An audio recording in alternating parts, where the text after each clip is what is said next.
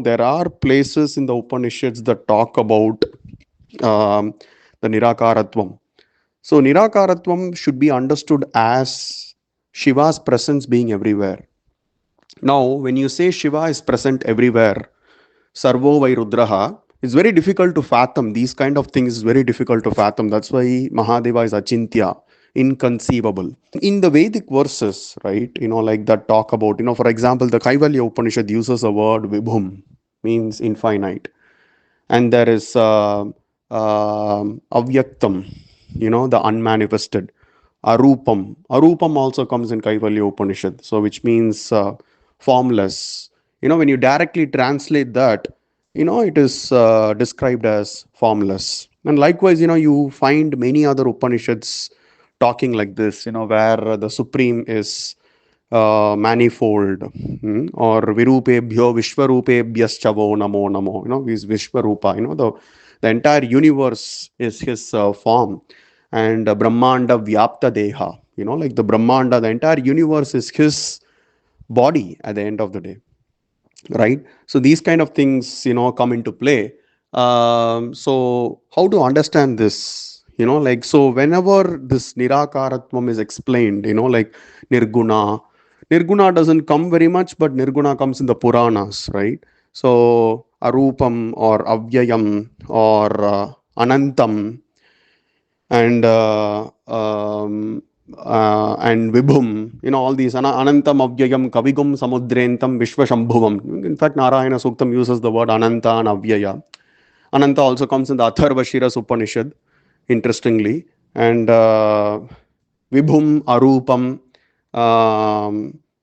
comes in the Kaivalya Upanishad, like, and there are many other places you find this. So that defines, and Sarvovai Rudraha, the famous Mahanarayana Upanishad talks like Sarvovai Rudraha, right? So Shiva's presence is everywhere, basically. So that means that, like, he's the all-pervading reality, like Vyapakam, he is present, his presence is everywhere. Now, I or you cannot claim that we are present everywhere, but, like, Lord Shiva is the one who is the ultimate, like, who is present everywhere. Now, if like, now we cannot translate that as everything as Lord Shiva. Now, when we say that Vedic verses or the Upanishads, like, say, talk about Niraakaratvam, that just refers to the presence of Lord Shiva everywhere, or the presence of the Supreme Lord Mahadeva everywhere. That doesn't, it still doesn't say, because the Upanishads don't stop there. It doesn't just say Sarvo Vai Rudraha, right? It also goes on to say that there are references in the Shastras which talk about the Supreme being the Antaratma of all the living entities, right? And the Supreme being beyond the universe. All those things, which also connects back to the first like doubt that you asked, but I'll address that later. Like, let's go one by one. So this one, if you see the like the Niraakaratvam, that those things are spoken of, it just represents the Supreme is present everywhere. The Supreme is all pervading, and his presence can be felt everywhere at the end of the day, right? And so that's what basically means. And we have the examples of Nayanmars and everyone, like experiencing Lord Shiva. Rudra Pashupati Nayanar, he experienced Lord Shiva even in a thief, who came to steal from his house, right?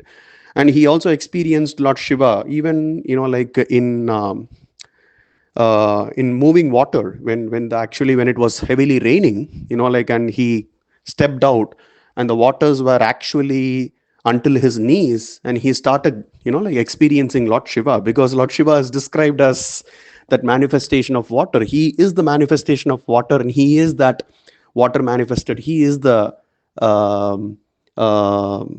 like fire manifested, like he is that everything. That's what Rudram says. So his experience, he can be experienced everywhere. But at the same time, the going back to what I was saying, the Upanishads don't stop there, because some people say that, oh, Nirakara, okay, Nirguna, Vibhum, Avyayam, Arupam. So God is formless. And God is, so you are also, at the end of the day, part of that, you are also Nirakara. So you are also that God, you are also that thing, that's what people try to misinterpret these things. And that's where we have to be very, very careful. It doesn't, because the Upanishads don't stop there. The Upanishads go on to say that the Lord has a form. The Lord is present as the Antaratma of all the living entities.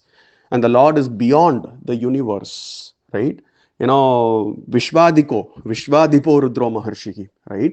And also the God is defined with a form at the end of the day. So, that arupatvam should be understood as, and that arupatvam is also defined to be as an attribute of that supreme. Because in the Taittiriya Upanishad, you see that um, Satyam Jnanam Anantam Brahma. Satyam, the personification of truth, and the personification of knowledge, and the personification of infiniteness, or his presence can be felt everywhere. Anantam Brahma. That Brahman is actually all pervading. That's what, it doesn't mean that, okay, fine, then I and you can become Brahman, or we are that supreme Lord. It doesn't mean that way. At the end of the day, then we will not be keep, we will not keep taking repeated cycles of birth and death at the end of the day, right? So we are, into that. We are suffering, dukhalayam. We are a part of this dukhalaya. So that's how it should be understood, because otherwise, the Vedas or Upanishads or the Puranas won't talk about, where the Lord is described with a form, and also the Lord is described as the controller of everything, and the Lord is described as the Antaratma of everybody, right? So all those things are there, and all those things also should be taken into consideration. Hmm. Just uh, taking the references where it says Vibhum Nirakara out of context and trying to interpret it the way you want is cannot be accepted. I hope this is a convincing reply. But yeah, let me know if you have more doubts on this thing, the Vedic verses talking about Nirakara and all those things. Let me know if you have more doubts. Yeah.